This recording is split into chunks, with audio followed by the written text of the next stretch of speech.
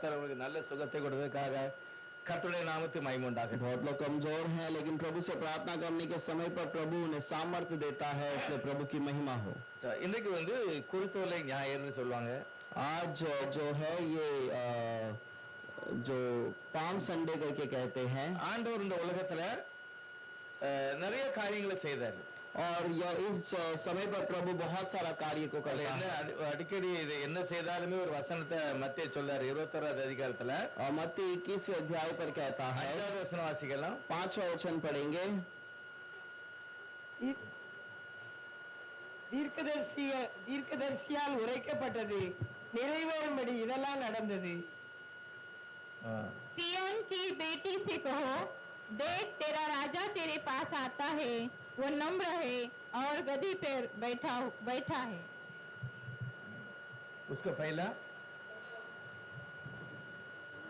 4 ना, वो यह इसलिए हुआ कि जो वचन भविष्यवक्ता के द्वारा कहा गया था वो पूरा हो।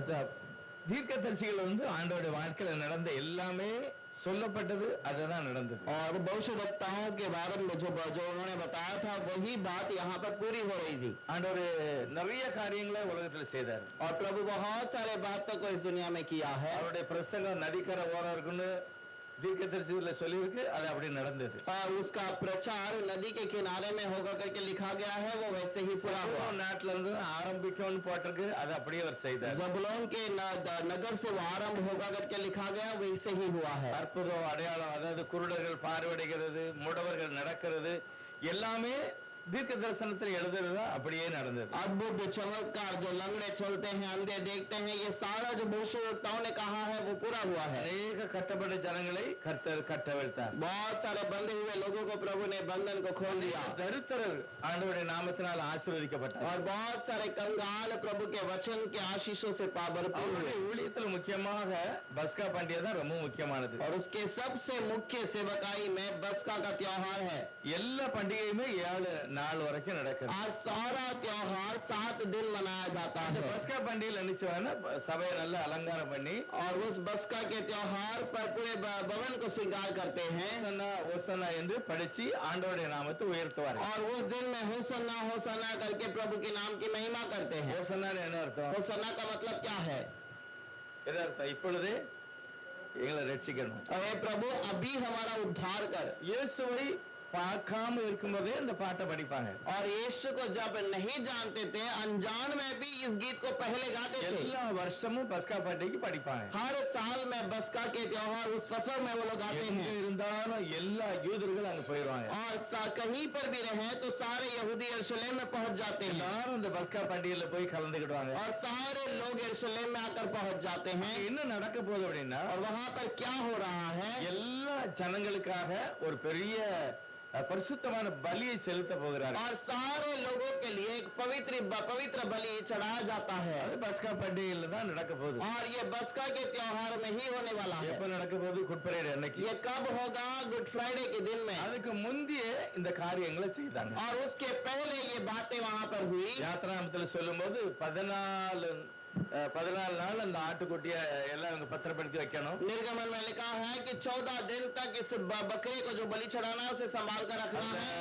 ஒரு வியாதி இருக்க கூடாது, புண்ணு இருக்க கூடாது. और उस पे कोई बीमारी नहीं होनी चाहिए, कोई घाव नहीं होना चाहिए। இந்த ஆட்டுக்குட்டியை 7 நாள் கழிச்சு ஆசாரியன் கொண்டு காமிக்கணும். और उस मेमने को याजक के पास लेकर जाकर दिखाना है। அவங்க பாஸ் பண்ணதா என்ன செய்யலாம்? பஸ்கா பண்டிகைக்கு நம்ம அதை बलि செலுத்த. और यदि वो बलि के लिए तैयार है तो ही उसको बलि चढ़ाने के लिए ले जाना है। அப்படிப்பட்ட ஒரு காரியத்தை தான் இயேசு தன்னை ஆசாரியனுக்கு முன்னால நிறுத்தது மாதிரி தான் இந்த பவனி போகிறது. और उसी प्रकार का बलि चढ़ाने के पहले ये प्रभु उस यरूशलेम के अंदर प्रवेश करता है। பிரதான ஆசாரியர்களுக்கு தன்னை காமிக்க மாதிரி, महायाजक को अपने आप को दिखाता है। அவர் ராஜா மாதிரி தன்னை வெளிப்படுத்தணும். वो राजा के समान अपने आप को प्रकट कर रहा है। தோற்றம் அவருடைய நடவடிக்கை எல்லாத்திலையுமே தீர்க்க தரிசனத்துல தான் அதெல்லாம் நிறைவேறும். और उसका दिखावट, उसकी सारी बातें भविष्यवाणी पूरी होने के समान रहना அது चाहिए। எல்லாமே ஆண்டவருடைய வாழ்க்கையில நடந்தது. ये सारी बातें प्रभु के जीवन में पूरा हुआ। அதாவது எருசலேமுக்கு எதிரில ஒரு மலை இருக்கு. और पहले यरूशलेम के ठीक सामने एक पहाड़ है, அது தனியா ஒரு பெரிய மலை, உயரமான மலை. और वो एक अकेला पहाड़ है, एक बहुत ही ऊंचा पहाड़ அந்த है। மலையில அதிகமா இருக்கிற மரம் ஒலிவ மரம். और उस पहाड़ पर बहुत अधिक से जो पेड़ है वो जैतून का पेड़ है। அந்த மரம் தான் விசேஷமா அந்த மலை முழுசு இருக்கிறதுனால அந்த மலைக்கு பேரு ஒலிவ மலை. और उस पेड़ के ऊपर अधिक जैतून पेड़ है, इस कारण उस पहाड़ का नाम जैतून पहाड़ रखा गया। கதாச்சித்தமான 2-3 வாரம் கழிச்சு நாங்க அந்த கெத்செமனே தோட்டத்தை நான் போட்டோ எடுத்து இந்த வீடியோ எடுத்துட்டு வந்து அதை நான் போட்டு காமிப்போம். और यरूशलेम के उस देश के अंदर जो मैंने वीडियो निकाल कर आया, तो मैं आने वाले हफ्ते में या उसके बाद आपको प्रचार में बताऊंगा। கெத்செமனே தோட்டத்துல ஆண்டவர் இருந்த காலத்துல இருந்த மரமே இன்னும் அப்படியே இருக்கிறது. और यरूशलेम के समय पर, प्रभु यीशु के समय पर होने वाला पेड़ आज भी वैसे ही அந்த है। ஒலிவ மலைக்கு பக்கத்துல ஒரு ஊர் இருக்கு. और उस जैतून पे पहाड़ के सामने एक नगर है। அதுல என்ன எழுதியிருக்கு? ஒலிவ மலைக்கு அருகான பெத்லகேமுக்கு வந்தபோது और जैतून पहाड़ के पास बेतफगे में जब आए, இயேசுவானவர் 2 பேரை அனுப்பினார். यीशु ने 2 चेलों को भेजा, உங்களுக்கு எதிர இருக்க கிராமத்துக்கு போங்க அப்படின்னா. सामने के गांव में जाओ। யாரெல்லாம் போனாங்க அப்படிங்க பத்தி பேரங்க இல்ல. कौन कौन गया था करके यहाँ पर नाम नहीं लिखा है। எந்த ஊர்ல போய் அவுக்க போனாங்க அதுவும் பேர் இல்ல. और कौन से गांव में जाकर उन्होंने उतारा वो भी पता नहीं। அது ஒரு வீட்டு வாசல்ல கட்டியிருக்கு. அது ரோடு சந்துல. और वो एक रास्ते के किनारे पे रहने वाले घर पर है।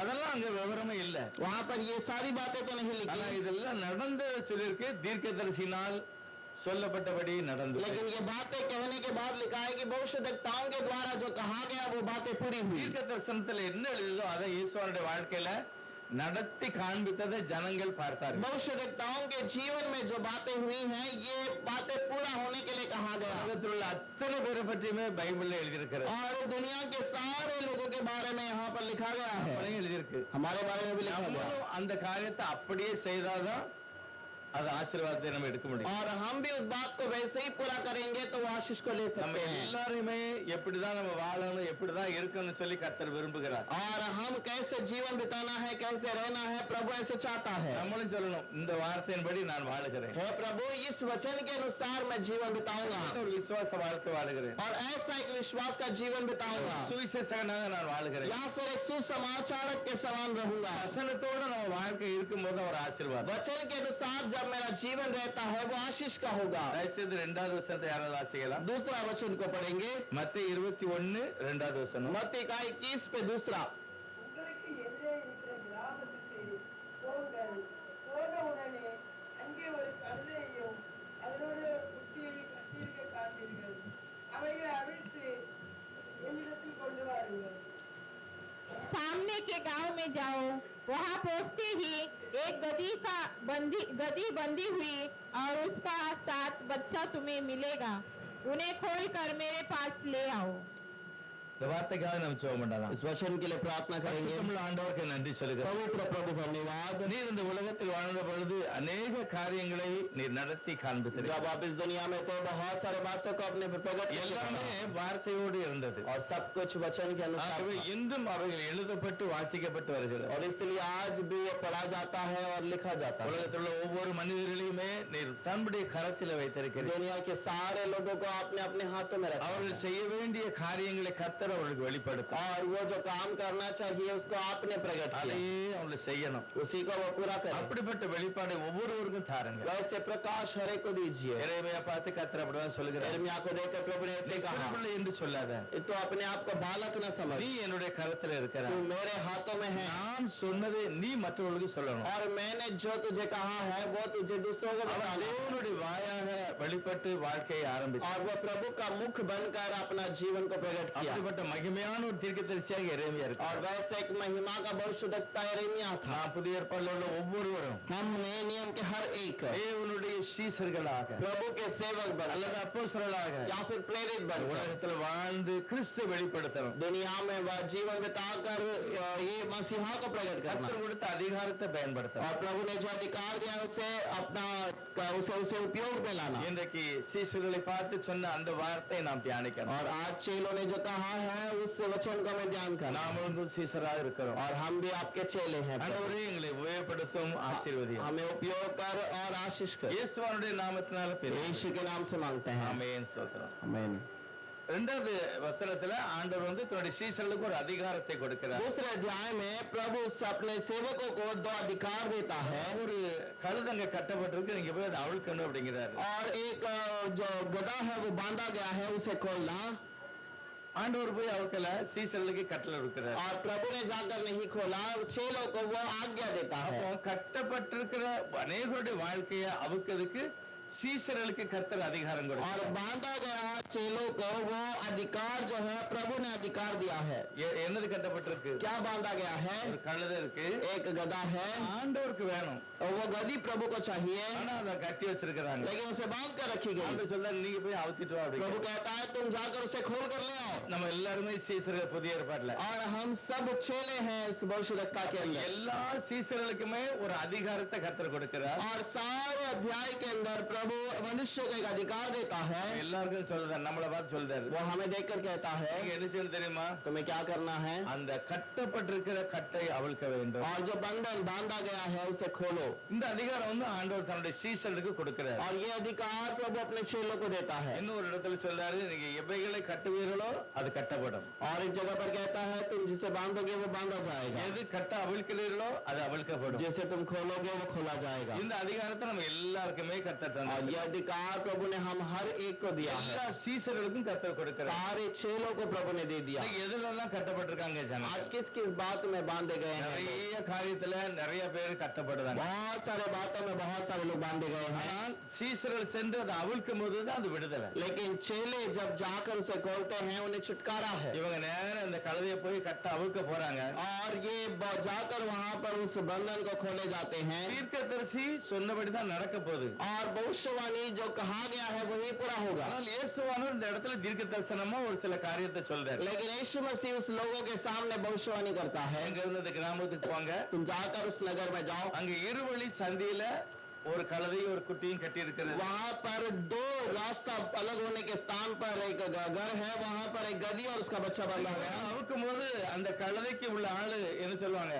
யா அந்த கழுதை அவுக்கேன்னு கேட்பாங்க. अगर तुम जब इस गधी को खोलोगे तो कोई पूछेगा यदि कि क्यों तुम इस गधी को खोलते हो, அப்ப நீங்க அதை சொல்லணுமா? तब तुम्हें क्या कहना है? இது ஆண்டவருக்கு வேண்டும். और ये प्रभु को इसका प्रयोजन है। அனுப்பி விடுவான். तुरंत वो तुम्हें तुम्हारे साथ भेज இவங்க देगा। அப்படியே போறாங்க, ஆண்டவர் சொன்னபடியே காரியம் நடக்கிறது. और ये ऐसे ही जाता है, प्रभु ने जैसे कहा वो कार्य वहाँ पर पूरा हुआ। இருக்கும்போது அந்த அந்த கழுதைக்குள்ள சொல்றாங்க, அந்த எஜமான் சொல்றா, எதனால நீ இதை அவுக்கிற? और वो जैसे ही खोलते हैं तो वहाँ का मालिक उसको पूछता है तो इसे क्यों खोलता है? இவங்க சொன்னாங்க, இது ஆண்டவருக்கு வேண்டும். उसने कहा कि ये प्रभु का प्रयोजन உடனே है। அனுப்பி விட்டார். तुरंत उसने भेज दिया, கொண்டு வந்தாங்க.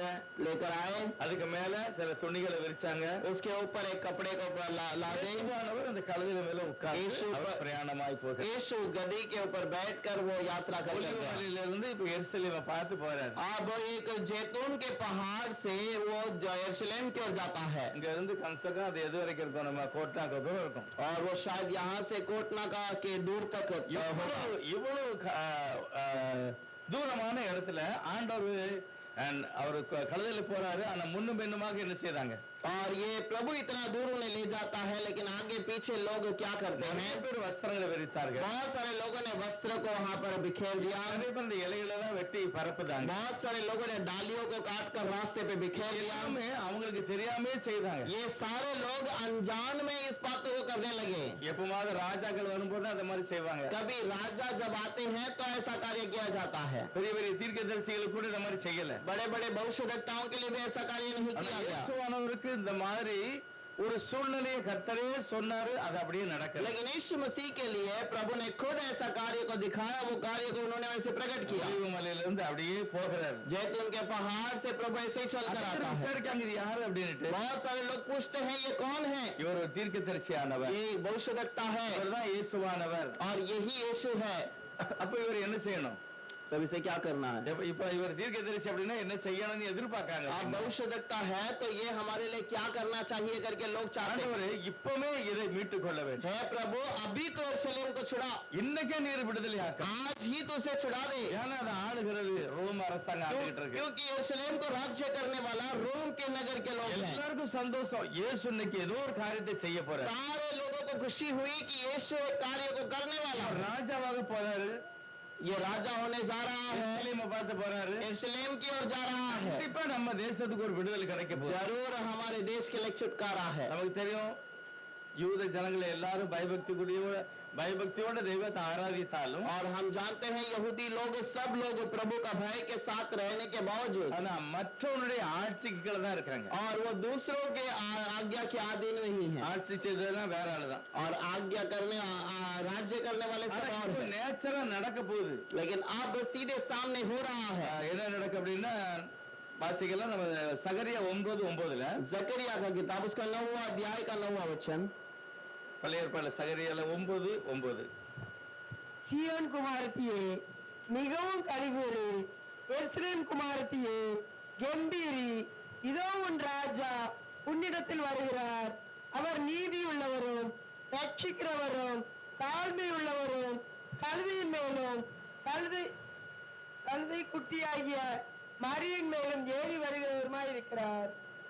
हे सियोन बहुत ही मगन हो, हे यरूशलेम जय जयकार कर, क्योंकि तेरा राजा तेरे पास आएगा। वो धर्मी और उद्धार पाया हुआ है, वो दीन है और गधे के पर वरन गधी के बच्चे पर चढ़ा हुआ आएगा। இது தீர்க்கதரிசி சகரியா சொன்னதுதான் நடந்துகிட்டு இருக்கிறது. ये भविष्यवक्ता जकरिया ने जो कहा है वही बात यहाँ पर पूरी இந்த हुई। மாதிரியே காரியம் நடக்கும்போது பார்க்கவங்களுக்கு எவ்வளவு சந்தோஷமா இருக்கும் अब பாருங்க. जो बातें जैसा लिखा गया है वो बात जब सामने पूरी होती है तो कैसा होगा? யாருமே இந்த மாதிரி போகல, ஆனா இயேசுவானவர் போல. कोई भी ऐसा नहीं गया, लेकिन यीशु ऐसे चला है। ஆனா அதே போல ஓசனை எல்லாம் படிக்காங்க. और उसी प्रकार वहाँ पर होसन्ना करके गीत गाते அதுல हैं। என்ன எழுதுகா தீர்க்கதரிசி? इसको भविष्यवक्ता ने क्या लिखा है? ராஜா உன்னிடத்துக்கு வருகிறார், तेरा राजा तेरे पास आएगा, நீதி உள்ளவர், वह धर्मी है ரட்சிக்கிறவர், और उद्धार पाया हुआ है, கழுதை மேலே வருகிறார். और वह नम्र बनकर गधी के ऊपर आता இது है। எல்லாமே தீர்க்கதரிசனம் சொன்னபடிதான் நடந்துகிட்டு और இருக்கு. ये सारी बातें जैसा भविष्यवक्ताओं ने कहा वैसा हुआ। எல்லாருக்கும் ஒரு சந்தோஷம். वह सबको बहुत खुशी। ஆனா அடுத்த வார்த்தையில அவருடைய ஊழியத்தை பற்றி எழுதியிருக்கிறது. उसके अगले वचन में उसकी सेवकाई के बारे में लिखा है। 11வது வசனத்துல ஆண்டவருடைய பாடு மரணத்தை பற்றி எழுதியிருக்கிறது. 11 वचन में प्रभु के उस क्रूस के जो मरण के बारे में लिखा है। ரத்தத்தினால்தான் தேசம் விடுவிக்கப்படும். उसके लहू के कारण वहाँ पर देश छुटकारा पाता है। 14வது வசனத்தை பார்த்தீங்கன்னா 14 वचन में यदि देखें, அவனுடைய சுவிசேஷ ஊழியத்தை பற்றி இருக்கிறது. यीशु मसीह के सेवकाई के बारे में लिखा है, அவர் எப்படி நடந்து வருவார், और वह कैसे उस सेवकाई को पूरा करके आएगा। அவர் எக்கால ஊதி தென் திசையிலே சுழல் காற்றோட நடந்து வருவார். और वह उत्तर दिशा से वो वहाँ पर नरसिंह फूकते हुए आएगा। எல்லாமே எழுதியிருந்தாலும் முத என்ன எழுதியிருக்குன்னா விடுதலை கொடுக்க ராஜா. और पहला लिखा है कि वो छुटकारा देने वाला राजा है। ஆனா நிறைய பேருக்கு தெரியாத விஷயம், बहुतों को पता नहीं, ஆனா அவங்களுடைய ஆசை என்ன தெரியுமா, இப்ப கண்டிப்பா நமக்கு விடுதலை கிடைக்க போகுது. लेकिन उनको इच्छा क्या है कि अभी हमें जरूर छुटकारा मिलेगा। ராஜா போய் கண்டிப்பா நம்முடைய ராஜ்யத்தை வாங்கி தந்துருவார். और हमारा प्रभु हमें उस देश को छुड़ा कर देगा। ஆண்டவர் உயிரோடு இருக்கும்போதே 2 பேர் போய் ஒரு தாயார் போய் கேட்காங்க. और जब यीशु मसीह दुनिया में था तो एक माता यीशु के पास अगर पूछती है, ஆண்டவரே நீ ராஜ்யத்துல வரும்போது என் பையன் ஒரு வலது பக்கமும் ஒரு பக்கம் இடது பக்கமும் உட்கார்றது கொஞ்சம் ஒழுங்கு பண்ணுங்க. और प्रभु आप जब राज्य में आएंगे मेरे एक बेटे को आपके दाहिने और दूसरे को मेरे भाई और बिठाइए அப்படின்னு கேட்காங்க. वैसे करके पूछती है। ஆண்டவர் உடனே என்ன சொன்னாரு, प्रभु ने तुरंत क्या कहा? இங்க பாரு இதெல்லாம் செய்யணும்னா என்னை போல நீங்க நடந்து கொள்ளணும். और ये सब करना है तो मेरे समान तुम्हें चलना होगा। நான் குடிக்கிற பாத்திரத்துல நீங்க குடிக்கணும், और मैं जिस बर्तन से पीता हूँ उसे पीना है। பெருகிற ஸ்தானத்தை நீங்க பெறணும். मैं जिस स्थान पर हूँ स्थान को तुम्हें पाना है। தாய் இதை சொன்னாங்க. और उसके लिए उसकी माँ ने कहा, அதெல்லாம் ஈஸி தான், நாங்க கண்டிப்பா செய்வோம். ये सब तो आसान है, हम कर सकते हैं। நீ உங்க பின்னாலே வருவோம், நீங்க என்ன சொன்னாலும் செய்வோம். हम आपके पीछे ही चलेंगे, आप जो भी कहते हैं उसे करेंगे। ஆனா நீங்க ராஜாவா கண்டிப்பா இந்த தேசத்துல இருக்க போறீங்க. लेकिन आप राजा बनकर इस देश में जरूर என் रहेंगे। பையன் இந்த பக்கம் ஒரு பையன் இந்த பக்கம் ஒரு பையன் இருக்கு. मेरा बेटा इस तरफ एक और उस तरफ एक बैठेगा। ஆனா ஆண்டவர் அதுக்கு பிறகு என்ன சொன்னார், और प्रभु ने उसके बाद कहा, क्या कहा? நீங்க கேட்கறது என்னன்னே உனக்கு புரியல. तो क्या मांगती है ये तुम्हें समझ में ही नहीं இது आता। எல்லாம் என் பிதாவினால் ஏற்படுத்தப்பட்டது, அது முடிஞ்சு போச்சு அப்படின்னாரு. और ये मेरे पिता के द्वारा पहले से निर्णय लिया गया है, ये पूरा हो चुका है। அவர் இயேசுவானவர் ராஜாவாக இருக்கும்போது और यीशु मसीह जब राजा बनकर आया, வலது பக்கத்துலயும் இடது பக்கத்துலயும் யார் இருப்பா? उसके बाई और दाई और कौन रहेगा? யார் இருப்பா?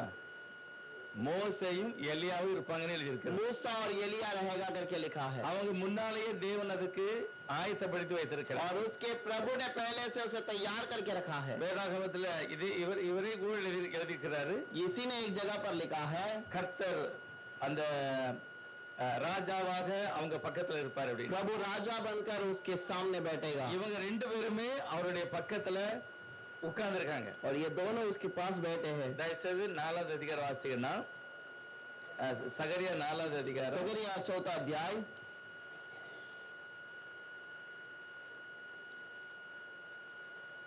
11வது வசனம், उसका 11वां वचन। அவரை நோக்கி குத்துவிளக்குக்கு வலதுபுறமாகவும் அதற்கு இடதுபுறமாகவும் இருக்கிற இந்த 2 ஒலிவ மரங்கள் என்னவென்று கேட்டேன். குத்து விளக்கம்னா என்னது? और वहां पर दिया का मतलब क्या है? அது சபையை குறிக்கிறது, वो कलीसिया को दोहराता है, இயேசுவானவரை குறிக்கிறது, यीशु मसीह को दोहराता அது है। தேவனுடைய சபை இருக்கிறது. और वो यीशु के कलीसिया को बताता है। ஆண்டவர் தலையாக இருக்கிறார் சபைக்கு. और प्रभु सर है इस कलीसिया का। ஆனா அங்க பக்கத்துல 2 ஒலிவ மரம் இருக்கு. और वहां पर 2 जैतून का पेड़ है करके लिखा அந்த है। ஒலிவ மரத்துல இருந்து और उस जैतून के पहाड़ இந்த से, சபைக்கு என்ன கிடைக்குன்னு போட்டிருக்கு. और उस पहाड़ उस दिया को तेल मिलता है करके लिखा சபை है। வந்து எப்படி வளரணும், अब कलीसिया कैसे बढ़ना चाहिए? எப்படி வளரணும்? कैसे बढ़ना चाहिए? கரையில ஒரு ஒலிவ மரம், एक तरफ पे एक जैतून का पेड़, இந்த பக்கத்துல ஒரு ஒலிவ மரம், दूसरी तरफ दूसरा जैतून का அந்த पेड़। 2 மரத்திலயுமே ஒரு எண்ணெய் வருகிறது. और ये दोनों पेड़ में वहां पर तेल அந்த आती है। எண்ணெய் வாங்கி இந்த விளக்கு என்ன செய்யணும்? பிரகாசிக்கணும். और उस तेल को लेकर ये दिया चमकना है।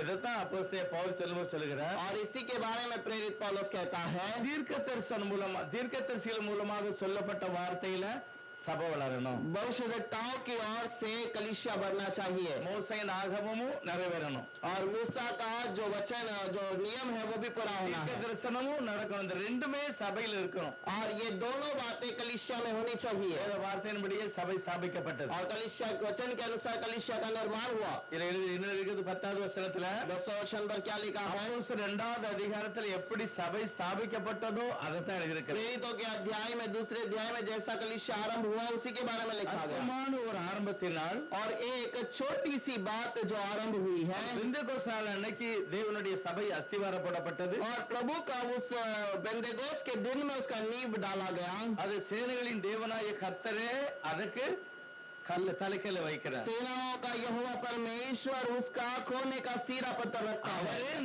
அந்த வேலையை முடிக்கிறார். और वही उस काम को पूरा भी करता है। எல்லாமே தீர்க்க தரிசனத்தில் சொல்லப்பட்ட வசனத்தின்படியே சபை கட்டப்படுது. और ये सारी बातें भविष्यद्वक्ताओं के पास जैसा कहा गया है वैसे ही हुआ। அப்ப நம்ம என்ன செய்யணும்? பழைய ஏற்பாடும் வாசிக்கணும், புதிய ஏற்பாடும் வாசிக்கணும். तब हमें क्या करना है? पुराना नियम भी पढ़ना है, नया नियम भी पढ़ना है। ரெண்டு வசனமே ஒரு ஆவிக்குரிய மனுஷனை சரியான இடத்துல கொண்டு போய் நிறுத்தும். दोनों वचन एक मनुष्य को आत्मिक स्थान पर जाकर पहुंचाता தீர்க்க है। தரிசனமும் வாசிக்கணும், भविष्यद्वक्ताओं की किताबें पढ़ना है, புதிய ஏற்பாடு வாசிக்கணும். नया नियम भी पढ़ना இந்த है। 2 வார்த்தையில வாசிக்கும் போது நமக்கு ரெண்டுமே என்ன செய்யணும்?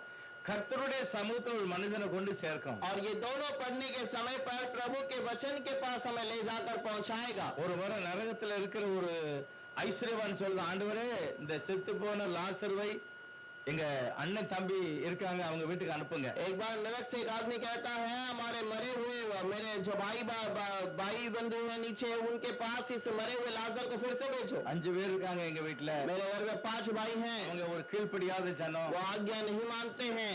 அவங்களும் பாத்தீங்கன்னா இறந்து போயிட்டாங்கன்னா அந்த நரகத்துக்கு தான் वो வந்துருவாங்க. भी अगर मर जाए तो इसी नरक पे आ जाएंगे। ஆனா எனக்கு தெரியாத நான் வந்துட்டேன். और मुझे तो पता नहीं था, मैं आ गया। ஆனா இப்ப எனக்கு இங்க இருந்து வெளியே போறதுக்கு முடியல. अब मैं यहाँ से बाहर जाने के लिए नहीं हो रहा। ஒரு கடிதமான ஒரு இடமா இருக்கு. ये एक बहुत ही कठिन स्थान है। இங்க ரொம்ப தீ இருக்கு, यहाँ पर बहुत आग है, தண்ணி தாகமா இருக்கு. यहाँ पर बहुत प्यास है।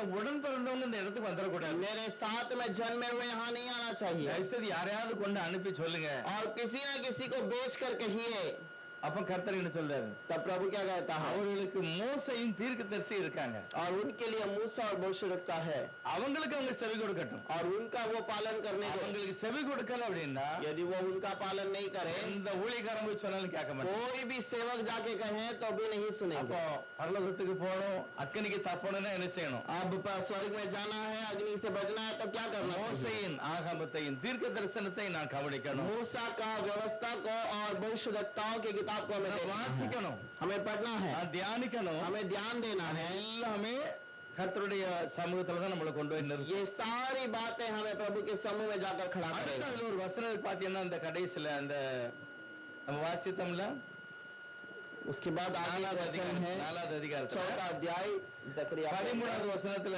அவர் கேட்கிறாரு, 13वां वचन पर சகரியா கேட்கிறாரு, जकरिया पूछता है, ஆண்டவரே என்ன இது என்னது என்று விசாரிக்கிறார். हे प्रभु ये क्या है करके पूछता है। 14வது வசனம் 14वां वचन, அப்பொழுது அவர் இவைகள் இரண்டும் சர்வ லோகத்துக்கும் ஆண்டவராய் இருக்கிறவர்களின் சமூகத்தில் நிற்கிற அபிஷேகம் பெற்றவர்கள் என்றார்.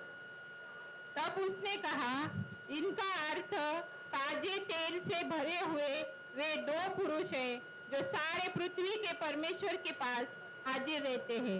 தேவனுடைய சமூகத்துல நிற்கக்கூடியவர்கள். ये प्रभु के समूह में खड़े रहने वाले लोग हैं। ராஜாதி ராஜாவா இருக்கும்போது அங்க தீர்க்கதரிசி இருக்காங்க, மோசே இருக்கிறார். और प्रभु राजाओं का राजा बनने के समय पर वहां पर भविष्यवक्ता है और मूसा और एलिया है। நம்முடைய சபையில கூட இப்படி வாசிக்கணும், பழைய ஏற்பாடு புதிய ஏற்பாடெல்லாம் வாசிக்கணும். हमारे कलीसिया में भी पुराना नियम और नया नियम हर हफ्ते पढ़ना चाहिए। சங்கீதம் வாசிக்கிறதுக்கே ஆள் இல்ல. अब यहाँ पर भजन संहिता पढ़ने के लिए भी लोग नहीं है। கண்டிப்பா எடுத்து பழைய ஏற்பாடுலயும் ஒரு புக்கை வாசிக்கணும், புதிய ஏற்பாடுலயும் வாசிக்கணும். जरूर पुराने नियम में भी एक पुस्तक पढ़ना है, नए नियम में भी एक நம்ம पुस्तक சங்கீதம் पढ़ना है। மட்டும்தான் நம்ம சபையில வாசிக்கணும். हम केवल भजन संहिता पढ़ते हैं। ரெண்டையுமே வாசிக்கும் போதுதான் ஜனங்களுக்கு தேவனுடைய அந்த அவருடைய சித்தம் தெரியும். और दोनों पढ़ने के समय पर प्रभु की मर्जी प्रकट होगी। தேவனுடைய சித்தத்தை அறிஞ்சாதான் நம்ம தேவனுடைய ராஜ்யத்துக்கு பிரியமான பிள்ளைகளா நடக்க முடியும். और प्रभु की मर्जी जानेंगे तो ही हम प्रभु के उस वचन के अनुसार चल पाएंगे। ஆண்டவர் அந்த கழுதையில போகிறாரு, अब प्रभु वहाँ पर उस गधे पे चलता है, தரிசனத்தின்படி தான் போறாரு. भविष्यवक्ता के अनुसार ही चलता எல்லாரும் है। பாடுதாங்க, துதிக்காங்க, அதுவும் தீர்க்கதரிசி சொன்னபடி தான் நடக்குது. सब लोग स्तुति गाते हैं, महिमा गाते हैं, सब भविष्यवक्ता ने जो कहा वही हुआ। ஆனா இவன் நினைச்சாங்க நேர அரண்மனையில போய் அந்த அதிகாரியை கீழே தள்ளிட்டு இயேசு அங்க உட்கார்ந்துருவாரோ அப்படின்னு எதிர்பார்த்தாங்க. और इन लोगों ने इंतजार किया कि यीशु सीधा अधिकारी के घर पर जाएगा, उसे गिराकर उस राज्य पर वो बैठेगा। ஆனா இயேசுவான இந்த கழுதையில உட்கார்ந்து எங்க போறாரு? और यीशु मसीह उस गधे पे बैठकर कहाँ गया? எங்க வந்தாரு? कहाँ गया? நேர எருசலேம் தேவாலயத்துக்கு வராரு. सीधे यरूशलेम के उस भवन के अंदर चला गया। அங்க உள்ள என்ன நடக்கு? वहाँ पर अंदर क्या हुआ? நிறைய கடைகள் வச்சிருக்காங்க. बहुत सारे दुकान लगाई गई है, பஸ்கா பண்டிகைக்கு நிறைய ஆடு மாடு வியாபாரமாகும். क्योंकि बस्का के इस फसह के त्योहार के लिए बहुत सारे भेड़ बकरियों का होता है। இது எல்லாத்தையும் அவர் பார்க்கிறாரு. और ये सारे चीजों को उसने देखा। 12வது வசனம், और 12वां वचन, இயேசு தேவாலயத்திலே பிரவேசித்து और यीशु उस परमेश्वर के मंदिर में जाकर ஆலயத்தில் விற்கிறவர்களையும் கொள்ளுவர்களுமாகிய யாவரையும் வெளியே துரத்தி जो मंदिर में लेन देन कर रहे थे उन सबको बाहर निकाल दिया, அவருடைய பலகைகளையும் புறா விற்கிறவருடைய ஆசனங்களையும் கவிழ்த்து போட்டார். और जो वहाँ पर पीढ़े और कबूतर बेचते थे उन सब के उनके जो मंच को उसने पलटी कर दी। எருசலேம் தேவாலயத்துக்குள்ள இப்படிப்பட்ட ஒரு காரியம் நடக்கு. और यरूशलेम के भवन के अंदर ये बातें होती है। நல்ல எல்லாமே தேவை உள்ளது, ஆண்டவருடைய சமூகத்துக்கு தேவையானது அங்க வெளியே இருக்கு. और वहाँ पर जो भी प्रभु के भवन में जरूरत था वही चीज का बिखेरी किया गया था। பலி செலுத்துக்கு ஆட்டுக்குட்டி வச்சிருக்காங்க. वहाँ पर भेड़ बकरी बलि चलाने के लिए रखा गया था। கஷ்டப்பட்டவங்களுக்கு பலி செலுத்த புறா வச்சிருக்காங்க. और जो कंगाल हैं उनको बलि चढ़ाने के लिए कबूतर रखी गई। காணிக்கை போடுறதுக்கு சில்லறை மாத்துறதுக்கு ஆள் இருக்கு. और दान देने के लिए, छुट्टा देने के लिए भी वहाँ पर व्यक्ति है। இதை தேவன் வெறுக்காரு. और ये सबका प्रभु करता है, உடனே எல்லாத்தையுமே வெளியே தள்ளியாச்சு. सबको बाहर निकाल दिया। இது எல்லாம் என் சபைக்கு நடக்க கூடாது. ये सब मेरे कलीसिया में नहीं होना चाहिए। வெறுமனே தெய்வத்துடைய சமூகத்துல நான் ஜெபம் பண்ணணும். और केवल मैं प्रभु के समूह में प्रार्थना करना என்னுடைய चाहिए। வீடு, ये मेरा भवन இது है, ஜெப வீடு. ये प्रार्थना का भवन है। என்ன பண்ணணும்? और यहाँ पर प्रार्थना ही करें, வியாபாரமெல்லாம் பண்ணக்கூடாது. यहाँ पर कोई धंधा ना करना। தேவன் எல்லாவற்றையும் அடித்து வெளியே விரட்டுதல். और सबको प्रभु ने बाहर निकाल दिया। அதனால அவங்க கேட்காங்க, இது யாரு, எதனால இந்த மாதிரி செய்கிறாரு, இவருக்கு என்ன அதிகாரம் இருக்கு? ये सारे लोग पूछते ये कौन है, इसको क्या अधिकार है, ये क्यों ऐसे कार्य करता है? 13வது வசனம் சொல்லுது. 13वां वचन में लिखा है, மத்தேயு 21 13. என்னுடைய வீடு ஜெப வீடு என்னப்படும் என்று எழுதியிருக்கிறது, நீங்களோ அதை கல்லர் குகையாக்கினீர்கள் என்றார். और उन्होंने उससे कहा, लिखा है, मेरा घर प्रार्थना का घर कहलाएगा, परंतु तुम उसे डाकुओं का खो बनाते हो. என்ன சொல்றாரு ஆண்டவர்? இது ஜெப வீடுன்னு எழுதியிருக்கு, தீர்க்கதரிசி சொல்லி இருக்கிறாங்க. और भविष्यवक्ता कहता है ये प्रार्थना का भवन है, ஆனா நீங்க வியாபாரம் பார்த்துட்டு இருக்க. लेकिन तुम यहाँ पर धंधा करते हो, அதனாலதான் இதை நான் அடிக்கிறேன், இதை வெளியே வரட்டுவேன் அப்படிங்கிறது. और इसीलिए मैं तुम्हें यहाँ से भगाता हूँ. நிறைய காரியங்கள் வந்து சபைகளை செய்ய முடியாது. बहुत सारी बातों को कलीसिया में नहीं कर सकते. இங்க சில்லறை மத்தது கூட தப்பு தான், அதை முதலே பண்ணிருக்கணும். और यहाँ पर जो पैसा जो छुट्टा करते हैं वो भी गलत है, वो पहले ही करना चाहिए. முடிஞ்ச உடனே காணிக்கையில சில்லறை மாத்திட்டு போறது தவறு இல்ல. और आराधना खत्म होने के बाद जो दान पेटी से हम छुट्टा करते हैं वो कोई गलत नहीं. காணிக்கை எடுக்க கொஞ்ச நேரத்துக்கு முந்தி நம்ம ஆராதனை நேரத்திலேயே சில்லறை மாத்தது பெரும்பாலும் தப்பு. और दान लेने के समय पर यहाँ पर अगर छुट्टा करते हैं तो वो गलत है. அது முதல்ல நம்ம ரெடியா இருக்கணும். उसके लिए हमें पहले से तैयार होना चाहिए.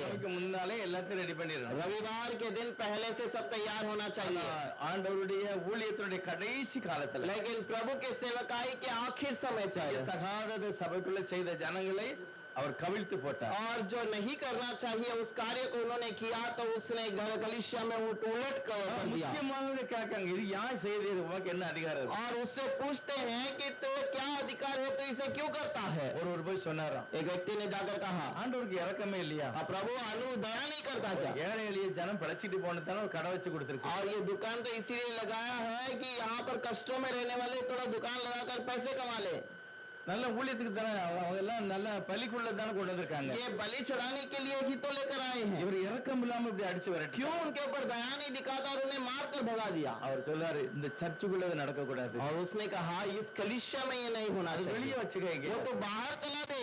ஆண்டவர் அந்த சபையை சுத்தப்படுத்தினார், பிரபுப்படுத்தினார். प्रभु कलीसिया को पवित्र करता है. அடுத்து இவங்க சொல்றாங்க, என்ன சொல்றாங்க அப்படின்னா, उसके बाद वो क्या करता है देखिए 15வது வசனத்துல, 15वां वचन, அவர் செய்த அதிசயங்களையும் தாவீதின் குமாரனுக்கு ஓசன்னா என்று தேவாலயத்தில் ஆர்ப்பரிக்கிற இது எல்லாத்தையும் பார்த்து ஆசாரியர்கள் என்ன செய்தாங்கன்னா கோபம் அடைந்தார்கள். तो प्रधान याजक और शास्त्री वहां पर बहुत गुस्से हो गए क्योंकि लोगों ने उसको देखकर दाऊद के पुत्र को होसन्ना होसन्ना करके गाने लगे. சொல்றாங்க சிலர் வந்து, कुछ लोग अगर गवाही देते हैं, நான் குருடனா இருந்தேன், मैं अंधा था, என்னை பார்வை கொடுத்தாரு, प्रभु ने मुझे अंधे से दिखाई देने के लिए मदद दिया, குழந்தை மரிச்சு போச்சு 12 வயசுல, ஆனா ஆண்டவர் என்னை உயிரோட எழுப்பிட்டாரு, मेरा बच्चा 12 साल में मर गया था, प्रभु ने उसे फिर से जिलाया है. இது வந்து உங்க சாட்சியார் சொல்லுதாங்க. और इन बातों को उन्होंने गवाही में बताया. இதையும் கூட அங்க உள்ள ஆசாரியர்கள் நினைச்சதாங்க தடை செய்தாங்க. और ये भी बातों को वहाँ के याजकों ने इनकार किया. அடுத்த ஒரு வசனத்தை சொல்ல தீர்க்க தரிசனமாக, उसके बाद पर प्रभु फिर से भविष्यवाणी करता है. வாயாலே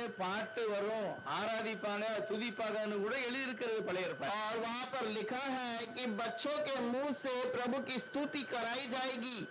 அது उनக்கு தெரியாதா? क्या वो भी तुझे पता नहीं? இயேசுவானவர் செய்தது அத்தனையுமே தீர்க்க தரிசனத்தை தான் செய்கிறார். और ये सारी बातें प्रभु की वचन के अनुसार जो भविष्यवक्ताओं ने कहा उसके अनुसार हुआ. ஆண்டவர் சபைக்குள்ள இப்படி இருக்கணும் அப்படிங்கிறாரு. और प्रभु कलीसिया में ऐसे रहना है करके कहा. அதனால வீட்டுக்குள்ள இப்படி இருக்கலாம்னு அர்த்தம் கிடையாது. इसका मतलब घर में अपनी मर्जी से रहना है ऐसा नहीं. வீட்டுக்குள்ளேயும் தீர்க்க தரிசனத்தின் படிதான் நடக்கணும். और घर के अंदर भी भविष्यवक्ताओं के वचन के अंदर अनुसार ही रहना है. நீதிமொழிகள்ல சாலமன் சொல்லுகிறார், नीति वचन के अंदर सुलेमान कहता है நீதிமானுடைய வீட்டுல துதி உண்டாகும், और धर्मी के घर पर स्तुति रहेगी. நீதிமானுடைய வீட்டுல நல்ல பொருட்கள் நிறைந்திருக்கும், और धर्मी के घर पर अच्छे वस्तुओं से भरपूर होगा. நீதிமானுடைய வீட்டுல எப்போதும் வெளிச்சம் இருக்கும். और धर्मी के घर पर बहुत सा हमेशा उजियाला रहेगा. எல்லாமே வசனத்தின்படி வாழும்போது தான் வீட்டுக்குள்ளேயே ஒரு ஆசீர்வாதம். ये सारी बातें वचन के अनुसार रहता है तो ही बड़ी आशीष होगा. உபாகமத்தில் சொல்றாரு, கர்த்தர் உன் வீட்டை சுத்தி பார்க்க வருவார். और व्यवस्था में कहा है कि परमेश्वर तेरे घर के आंगन में फिर कर तेरे पास आएगा. வீடு சுத்தமா இருக்கணும், तेरा घर शुद्ध होना चाहिए. அதையும் கர்த்தர் சொல்றாரு. उसके बारे में भी प्रभु कहता है. நம்மளும் சொல்றோம், தீர்க்க தரிசனம் எழுதிருக்கு ஐயா, அதனால நாங்க இந்த மாதிரி இருக்கிறோம். और हमें भी कहना है प्रभु भविष्यवक्ताओं में ऐसा लिखा हुआ है, वो हमें भी उसी के अनुसार रहना है. வசனத்துல எழுதியிருக்கிறபடி என்னுடைய வாழ்க்கையில இருக்கும்போது அது ஆசீர்வாதம். और वचन के अनुसार जैसा लिखा गया है तो ही वो आशीष होगा. லூக்கா 19 அதிகாரத்துல लोक 19 के अंदर இதே காரியத்தை தான் லூக்கா கொஞ்சம் வித்தியாசமாக எழுதுகிறார். लूक थोड़ा सा अलग प्रकार से इसी बातों को लिखता है இவரு இதே மாதிரி தான் அந்த ஒலிவ மலையிலிருந்து அவங்க வராங்க. और ये जैतून के पहाड़ से यहाँ पर आते हैं கர்த்தருடைய நாமத்தினாலே வருகிறவர் சோஸ்தரிக்கப்பட்டவர் என்று 38வது வசனத்துல ஜனங்கள் பாடுகிறார்கள். 38वें वचन में लोग गीत गाते हैं जो प्रभु के नाम से आया है वो धन्य है இவர்தான் அந்த ராஜா, இவர்தான் கிறிஸ்து அப்படின்னு சொல்றாங்க. और यही मसीहा है यही प्रभु है करके कहते ஒரு हैं சிலர் இந்த போதகர்கள் இதை அதட்டுதாங்க, செய்யாத அப்படின்னு. और कुछ लोग डांटते हैं कि ऐसे मत बोलो ஆனா ஆண்டவர் சொன்னாரு, तब प्रभु ने क्या कहा இவங்க கண்டிப்பா புகழணும், இவங்க கண்டிப்பா பாடணும். और ये जरूर बोलना है और ये लोग जरूर गीत गाना ஒருவேளை है இதை நீங்க தடை செய்ய முயற்சித்தீங்கன்னா यदि तुम इन्हें रुकाओगे இந்த கல்லெல்லாம் பாடும். और ये पत्थर गीत गाएंगे இப்ப நான் என்ன செய்யணும்?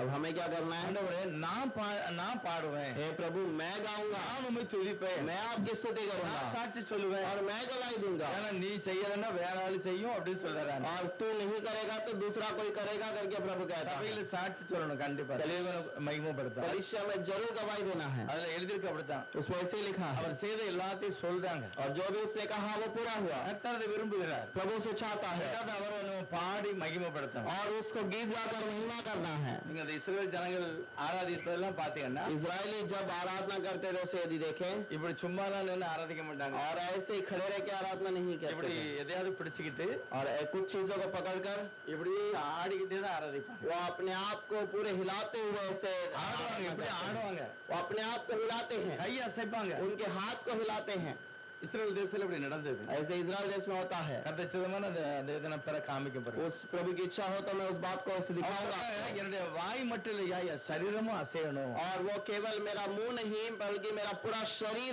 हिलना चाहिए முழு சரீரத்தோடு தெய்வத்தை और ஆராதிக்கணும். पूरे शरीर के साथ प्रभु की आराधना करें அவருடைய சமூகத்துல ஒரு துதிக்கணும். उसके समूह में उसकी महिमा करना நான் செய்யலைன்னா கல்லு கூப்பிடுன்னு சொல்லிட்டாரு. और क्योंकि उसने कह दिया मैं नहीं पुकारूं तो पत्थर उसे पुकारेंगे எப்பவும் சந்தோஷமா இருக்கணும். और इसलिए घर में हमेशा स्तुति होनी चाहिए லேசாங்க ஆடுதலும் தப்பு இல்ல. और थोड़ा सा यहाँ वहाँ हिलना गलत नहीं நல்ல கைகளை உயர்த்தி படிக்கலாம், अच्छा हाथों को उठाकर गीत गाएं அல்லேலூயா சொல்லலாம், हालेलुया कहें அடிக்கடி பிரைஸ் எல்லாம் ஆண்டவரே இந்த வசனம் அப்படிதான் எனக்கு உண்டு அப்படின்னு சொல்லணும். और बार बार कहें प्रभु ये वचन मेरे लिए प्रभु को धन्यवाद இதெல்லாம் கர்த்தர் விரும்புதார். ये सब प्रभु चाहता है கர்த்தருடைய சபைக்குள்ள இதுதான் இருக்கணும் அப்படின்னு சொல்றாரு. प्रभु के भवन में यही बातें होनी ஆனா चाहिए இவங்க करके कहा। எல்லாமே செய்தாங்க. ये सारे चीजों को उन्होंने किया இஸ்ரவேல் செய்தாங்க, மத்தவங்க அதை தடை செய்தாங்க. चेलों ने किया है और दूसरों ने उसे रुकाया ஆனா இப்போ 40வது வசனத்தை சொல்லுகிறார், நீ செய்யலைன்னா கல்லு கூப்பிடும். 40वां वचन में लिखा है यदि तुम नहीं करोगे तो वो पत्थर चिल्ला அடுத்து उठेंगे 41வது வசனத்துல அந்த ஊரை பார்த்து ஆண்டவர் கண்ணீர் வடித்தார் அப்படின்னு போட்டு 41वां वचन में लिखा है कि प्रभु उस नगर को देखकर रोया அடுத்த வாரம் என்ன நடக்க போகுது, வார வெள்ளிக்கிழமை என்ன நடக்க போகுது, आने वाला शुक्रवार में क्या होने वाला है என்ன இந்த ஜனங்கள் ஆகாதவர் என்று தள்ளி என்னை சிலுவைக்கு ஒப்பு கொடுக்க போறாங்க. यही लोग मुझे इनकार करेंगे ये कोई काम का नहीं करके क्रूस पर चढ़ाएंगे அப்ப இன்னைக்கு நிறைய பேர் ஆண்டவருடைய நாமத்தை ஆராதிக்க மட்டும் இல்ல, ஓசன்னா ஆண்டவரை இப்பமே எங்களை ரட்சியும், இப்பமே எங்களை விடுதலை ஆக்கும் அப்படின்னு சொல்றாங்க. बहुत सारे लोग कहते हैं प्रभु के नाम को होसन्ना प्रभु अभी मेरा उद्धार कर होसन्ना करके कहते நிறைய हैं துணிகள் எல்லாம் ரோட்ல விரிச்சாச்சு. बहुत सारे वस्त्र को सड़क पर बिछाते हैं கையில பிடிச்சிட்டு ஓசன்னா ஓசன்னா பெரிய ஆர்ப்பாட்டம், பெரிய डालियों को हाथ में उठाकर होसन्ना होसन्ना करके गीत गाते हैं ரொம்ப சந்தோஷம், நல்லதுதான். बहुत खुशी की बात है अच्छा है 42வது வசனத்துல கர்த்தர் சொல்றாரு, लेकिन 42 में कहता है நான் இஸ்ரவேலின் தேவனாகிய கர்த்தர், मैं इजराइल का सेनाओं का நான் परमेश्वर உன்னை சந்திக்க வந்திருக்கிறேன். मैं तुझसे मुलाकात करने आया हूँ நான் யாருன்னே புரியல. लेकिन तू जानता ही नहीं कि मैं कौन हूँ நான் யார், வெறுமனே சாதாரண ஒரு ராஜா மட்டுமல்ல, मैं केवल एक साधारण राजा நான் ஒரு नहीं தீர்க்கதரிசி மட்டுமல்ல. मैं एक भविष्यवक्ता ही नहीं ஆமோஸ் தீர்க்கதரிசி சொல்லிருக்கான் 4வது அதிகாரம் 12வது வசனம், आमोस भविष्यवक्ता 4 अध्याय का 2 वचन में लिखा है ஆகையால் இஸ்ரவேலே इसलिए इजराइल தேவனாகிய கர்த்தரை சந்திக்கும்படி நீ ஆயத்தப்படு. तेरा परमेश्वर यहोवा से मुलाकात करने के लिए तैयार हो जा ஆண்டவர் சொல்றார், நான் சந்திக்க வந்திருக்கேன். प्रभु कहता है मैं तय मिलने के लिए आया ஆனா हूँ உன்னை சந்திக்க இந்த காலத்தை நீ அறியல பத்தியா, लेकिन मैं जो मुलाकात करने के लिए आया इस समय को तूने नहीं பாட்டு जाना படிக்கிய तू तो गीत गाता है சத்தம் போட்டு ஓசனா ஓசனாலும் சொல்றாங்க. बहुत ऊंचे शब्द से होसन्ना होसन्ना कहता இதெல்லாம் है தெரிஞ்சு செய்யல, தெரியாமையே செய்தாங்க. ये सब को ऐसे अनजान में नहीं तो जान कर करता है ஏதோ வந்தாச்சு அதனால பாட்டு படிக்க, और यहाँ पर आ गया इसीलिए गीत गाता हूँ அவங்க கை தட்டுதான் அதனால கை தட்டுது. वो लोग ताली बजाते हैं इसलिए मैं भी बजाता हूँ இப்படிதான் எருசலேம் சபையில நடந்திருக்கு. और ऐसे ही यरूशलेम के गलीशा में हुआ சொல்கிறார், உனக்கு கிடைத்த அந்த நல்ல நாள், उसने कहा तुझे मिला हुआ ये अच्छा समय சமாதானத்துக்கு ஏற்றவைகளை நீ அறியல, और तेरा समाधान के बातों को तूने नहीं நீ जाना। அறிந்திருந்தால் நலமாயிருக்கும். यदि तू जानता तो बड़ा होता। அப்படின்னா இயேசுதான் சமாதானக்காரன். इसका मतलब यीशु ही शांति का राजा। பாதத்துல போய் உட்கார்ந்து அவருடைய வசனத்தை கேட்டிருந்தா ஒரு ஆசீர்வாதம். उसके समूह में बैठकर वचन को सुने होते तो आशीष होती। இப்ப இன்னைக்கு தான் அந்த என்னது குருத்தோலை ஞாயிறு இருக்கு பாருங்க. और आज जो ये डालियों का त्योहार है, இதுக்கு முந்தின நாள் தான் ஒரு காரியம் நடந்திருக்கு. इसके पहले दिन एक बात हुई। இது யோவான் 12வது அதிகாரத்தில் இருக்கு. इसके बारे में यूहन्ना का 12वां अध्याय में लिखा है। யோவான் 12வது அதிகாரத்தை பாத்தீங்கன்னா यूहन्ना का 12वां अध्याय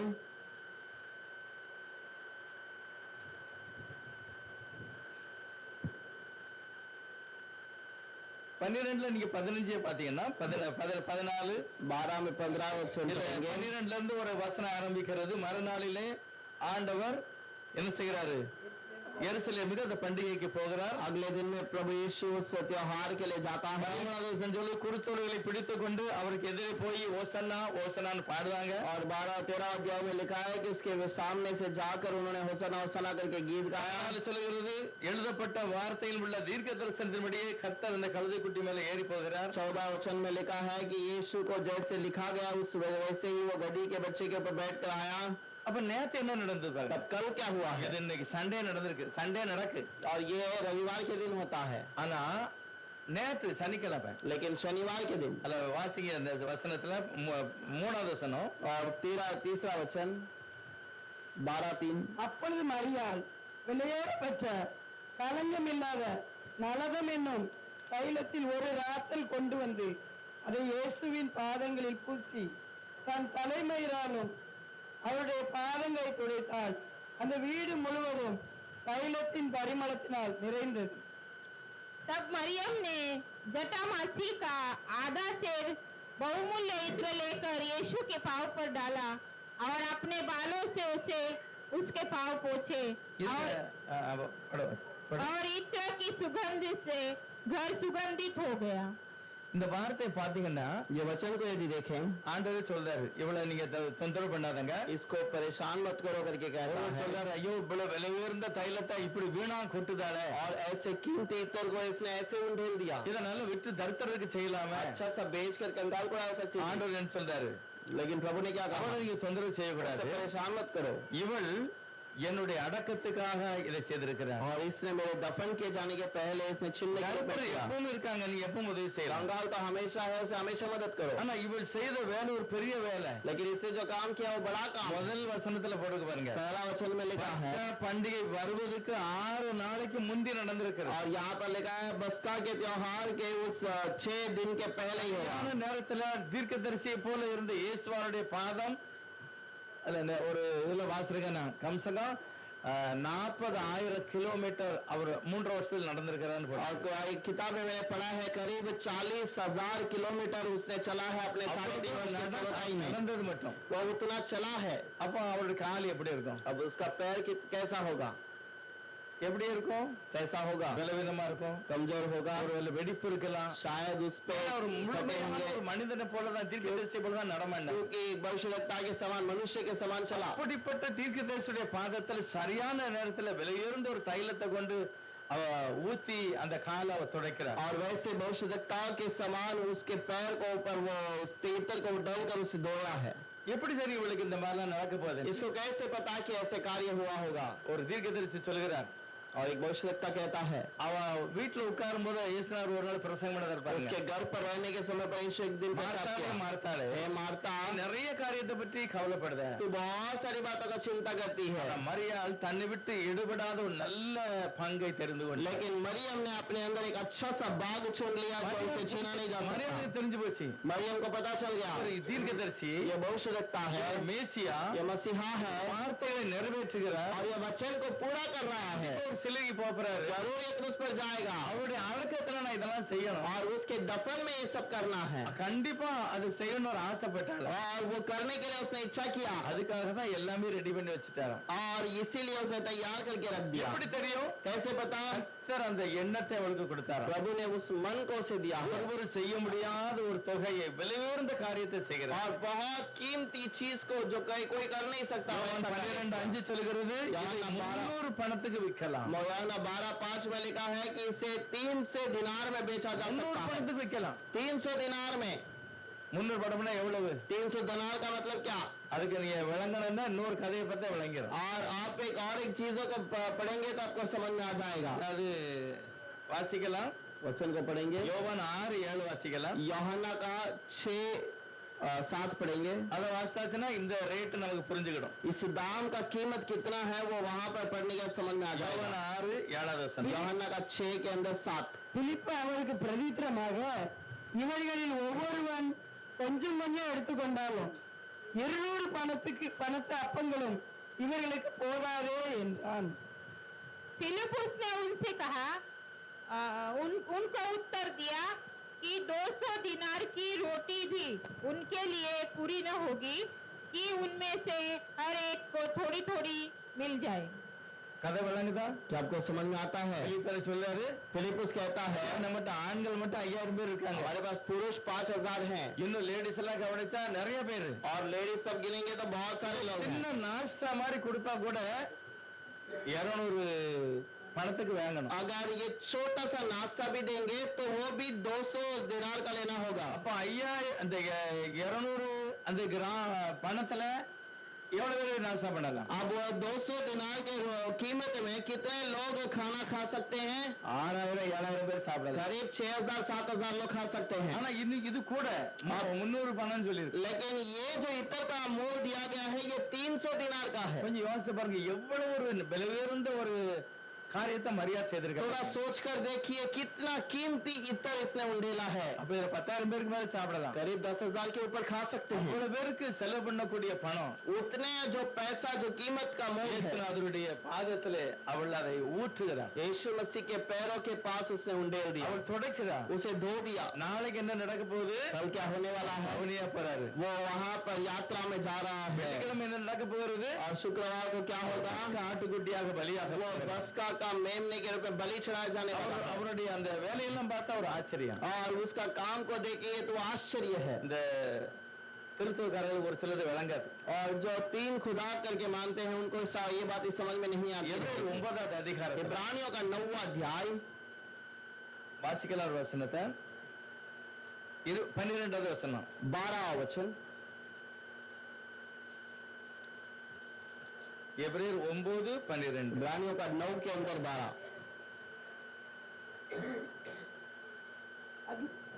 அது எப்படி எனில் 9:12 எபிரேயர். வெள்ளாட்டுக்கடா ஆ. இளங்காலை இவைகளுடைய ரத்தத்தினால அல்ல தம்முடைய சொந்த ரத்தத்தினாலும் ஒரே தரம் மகா பரிசுத்த ஸ்தலத்திலே பிரவேசித்து நித்திய மீட்பை உண்டு பண்ணினார். और बकरों और बछड़े के लहू के द्वारा नहीं पर अपने ही लहू के द्वारा एक ही बार पवित्र स्थान में प्रवेश कराया. நல்லா கவனிக்கணும் வசனத்தை. अच्छे से वचन को ध्यान இந்த दीजिए இடத்துல ஒரு பிரதான ஆசாரியனாக இயேசு நிற்கிறாரு. यहाँ पर महायाजक बनकर यीशु खड़ा है அவர் எங்க போயிட்டாரா உள்ள? वो कहाँ पर जा रहा है ஒரே தரம் மகா பரிசுத்த ஸ்தலத்திலே பிரவேசித்தார். அவர் உள்ள போறாரு. और एक ही बार में महापवित्र स्थान में प्रवेश किया அவர் கையில என்ன இருக்கு? उसके हाथ में क्या है ஒரு பாத்திரத்துல ரத்தம் இருக்கு. एक बर्तन में लहू है அது எழுதிருக்கு வெள்ளாட்டுக்கிற ரத்தம் கிடையாது. और यहाँ पर लिखा है कि वो बकरों या बछड़ों का लहू नहीं அவருடைய ரத்தமே இருக்கு. वो उसी का लहू है அது எப்படி முடியும்? ये कैसे हो सकता है யோசித்து பாருங்க. थोड़ा सोच कर அவர் देखिए ரத்தத்தை அவர் கொண்டு போக முடியுமா? और उसका लहू वो खुद ले जा सकता है அப்படிதான் நடந்திருக்கு. ऐसा ही हुआ है இயேசுவானவர் யார்? यीशु कौन है சர்வ वो வல்லமுள்ளவர். सर्वशक्तिवान அவர் நித்திய பிதா, वो नित्य पिता நித்திய பிரதான ஆசாரியர். वो हमेशा का महायाजक है அவர்தான் பலியானாரு. और वही बलि हुआ ஆனா பைபிள் சொல்லுகிறது அவரே அவர் ரத்தத்தை கரங்கள் எழுந்து மகா பரிசுத்தத்தில் உள்ள கொண்டு வர. लेकिन यहाँ पर लिखा है कि उसी ने अपने हाथ में अपने ही लहू को लेकर अंदर प्रवेश மகா किया பரிசுத்தத்தை 7 முறை தெளிக்கணும். महापवित्र स्थान में 7 बार छिड़कना है எல்லாருடைய பாவமும் மன்னிக்கப்படும். सारे लोगों का पाप धोया गया அதுக்கு தான் அவர் போனார். इसीलिए तो हो गया ஆனா இயேசுனாருடைய ரத்தம்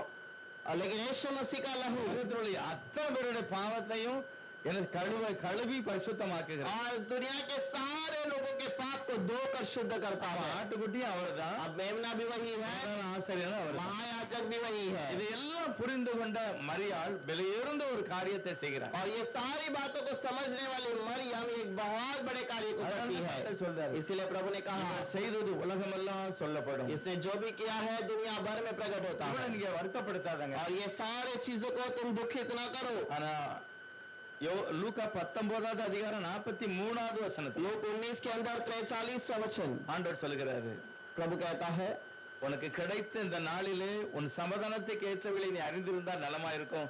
ஆனா உனக்கு அது தெரியல. तुझे ये जो मौका मिला है इस समय पर तू भलाई की बातों को सोचा तो कितना अच्छा होता, लेकिन तूने उसके बारे में विचार न किया. உன்னை சந்திக்கும் காலத்தை நீ அறியாமல் போனவள். 43 में लिखा है, तुझसे मुलाकात करने वाले समय पर तूने नहीं जाना, इसीलिए தேசம் அழிக்கப்பட்டு போகும். ये देश नाश हो जाएगा. எருசலேம் அழிக்கப்படும். यरूशलेम नाश हो जाएगा. எருசலேம் தேவாலயம் அழிக்கப்படுகிறது. यरूशलेम का नगर नाश किया எல்லா जाएगा. பக்கமும் சத்துரு உங்களை நெருக்குவான். सारे जगह पर शैतान तुम्हें दबाएगा. எல்லாம் எருசலேம்ல நடந்துச்சு. और ये सारी बातें यरूशलेम में हो गई. ஆனா இதுக்கு மெயினா முக்கியமான காரணம் என்ன?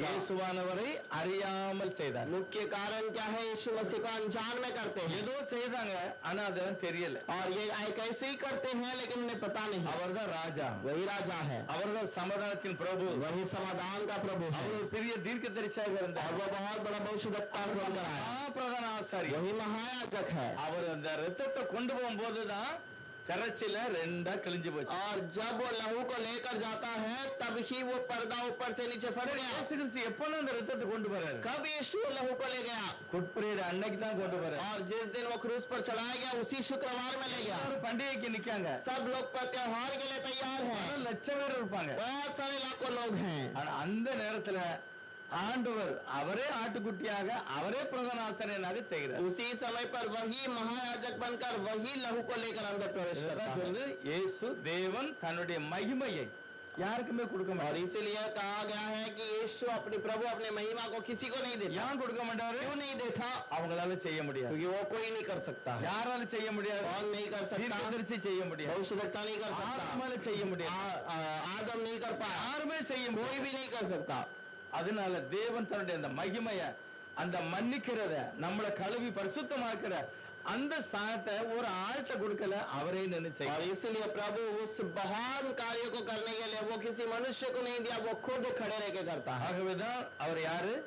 மிகுந்த அன்புள்ளவர். और इसीलिए वो बहुत ही प्रेमी है. அவர் கிருபையும் அன்பு நிறைந்த वो अनुग्रह और प्रेम से भरपूर है. அப்படிப்பட்ட ஆண்டவரை वैसे प्रभु को தெரிஞ்சு ஆராதிக்கணும். हम देखकर समझकर आराधना करना चाहिए. 200 பணத்துல 7000 பேர் நாஷ்டா பண்ணலாம். अगर 200 दिनार में 200 लोग 7000 लोग खाना खा सकते ஆனா हैं, இவன் 300 பணம் கொடுத்திருக்கா. लेकिन इसने 3000 दिनार दिया. பேருக்கு இது உதவும் தெரியுமா? ये कितने लोगों का लाभदायक होगा. அவருடைய பாதத்துல ஊத்துனது அவர் பெருமைப்படுவார் ஆண்டவர். और उसके पैर में उंडेल दिया, उसको प्रभु खुशी मनाता है. சொன்னார், பாரு, யாருமே செய்யாத வேலையை அவன் செய்துட்டார். कोई नहीं कर सकता है ऐसे कार्य को इसने कर இது दिया. செய்யணும், இது தீர்க்க தரிசனம். और ये करना है, ये भविष्यवाणी है. ஆனா புதிய ஏற்பாட்டுல வரும்போது लेकिन नए नियम में आने के समय உன்னத पर பாட்டுல பைபிள் சொல்கிறது, श्रेष्ठ गीत में प्रभु कहता है, கிறிஸ்துடைய நாமம் தான் கீழே ஊற்றப்பட்ட பரிமள தைலம். यीशु का नाम वो एक उंडेला गया इत्र है. அது நம்ம ஊற்றணும். उसे उंडेलना, அது வாசனை வீசும். वो सुगंध फैलाता है. அது अनेகருக்கு ஆசீர்வாதமா இருக்கும். और वो बहुतों के लिए आशीष होगा. நம்ம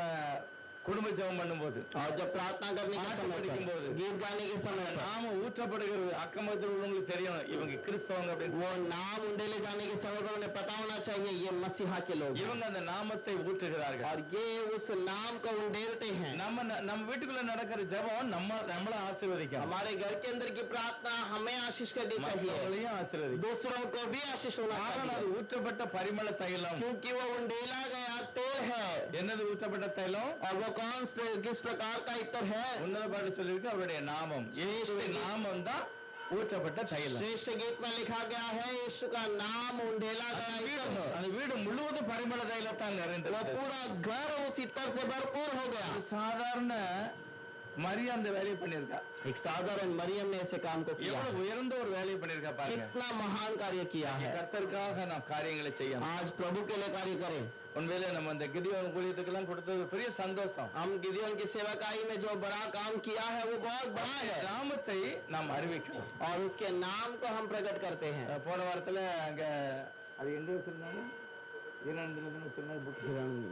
ஈரானில தான் அந்த புக் வச்சிருந்தாங்க. और पिछले हफ्ते में हीरानंदनी गोडबंदर पे वो बाइबल को मुफ्त में बांटा गया था, ஆமோஸ் வண்டி தான் கம்சகம் 6-7 நட அடிச்சிருக்காங்க. और பைபிள் वहाँ पर 2-3 बार हम सामान यहाँ से बाइबल सब लेकर गए थे। ஆனா பைபிள் அவங்க என்ன செஞ்சாங்கன்னா ஒரு 13,500 ரூபாய் அவங்க அந்த ஏரியாவுக்கு வாடகை கொடுத்திருக்காங்க. वो जो स्टॉल लगाने के लिए उन्होंने 13,500 खर्च किए हैं। 300 பைபிள் போயிருக்கு. करीब 300 बाइबल वहाँ पर दिया गया। அதுல ஒருத்தர் வந்து சொன்னானா அமெரிக்கால உள்ள கச்சடா கொண்டு அங்க வச்சிருக்காங்க. और वहाँ पर एक आदमी आकर कहने लगा, अमेरिका देश के कचरे को तुम हमारे देश में ले आते हो। என்ன புரியுதான் படிச்சிருக்கான், वो पढ़ा लिखा है, क्या समझता है, வேதத்தை பத்தி புரியல. वो कलाम के बारे में समझ नहीं எவ்வளவு है। விலை உயர்ந்ததை ஃப்ரீயா கொடுக்காங்க. कितने कीमती चीज को मुफ्त में बांटा जाता है। நல்ல அதுக்கு வந்திருந்தாலும் நல்ல பொறுமையோட உட்கார்ந்து 3 நாள் அவங்க கொடுத்திருக்காங்க. और 3 दिन वहाँ पर हम बैठकर उस कलाम को वहाँ पर बांट रहे थे। நம்ம யோசிக்கணும், ஆண்டவரே இந்த கிதியோன் பைபிள் தினமும் போய்கிட்டு தான் இருக்கு. और हमें प्रार्थना करना है, प्रभु गिदियोन की बाइबल तो हर दिन जा रहा இந்த है, வாசனை அவனுக்கு தெரியணும். और इसकी सुगंध उसको पता होना चाहिए। வாசிக்கும் போதே வீட்டுக்குள்ள ஒரு அற்புதம் நடக்கும். और वो पढ़ने के समय पर घर पर अद्भुत होना चाहिए, ரட்சிப்பு நடக்கணும். उद्धार होना चाहिए, இருளின் அதிகாரம் அழியணும். अंधकार का सामर्थ्य नाश होना நிறைய இடத்துல चाहिए। இப்படி நடந்திருக்கு. बहुत सारी जगह पर ऐसा ஆனா हुआ, மரியாள் சரியா 6 நாளைக்கு முந்தி இந்த வேலையை பார்த்து लेकिन मरियम 6 दिन के पहले इस कार्य को की है, சரியான நேரத்துல और सही समय पर। எல்லாமே தீர்க்கதரிசி சொல்லபடியே நடந்திருக்கிறது. सब कुछ भविष्यवक्ताओं ने जो किया वैसे ही हुआ। எல்லாம் வாங்கிக்கிட்டு தான் கர்த்தர் மகா பரிசுத்த ஸ்தலத்துல போய் நித்திய மீட்பை நித்திய விடுதலையை நமக்காக செய்தார். और ये सारे चीजों को प्रभु ने नित्य छुटकारे के रूप में किया है। கடைசி வசன வாசிக்கலாம். 21வது அதிகாரம் मत्ती का 21वां अध्याय 14வது வசனம். इसका 14वां वचन।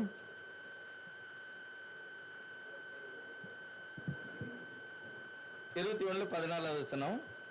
அப்பொழுது குருடரும் சப்பாணிகளும் தேவாலயத்திலே அவரிடத்தில் வந்தார்கள்.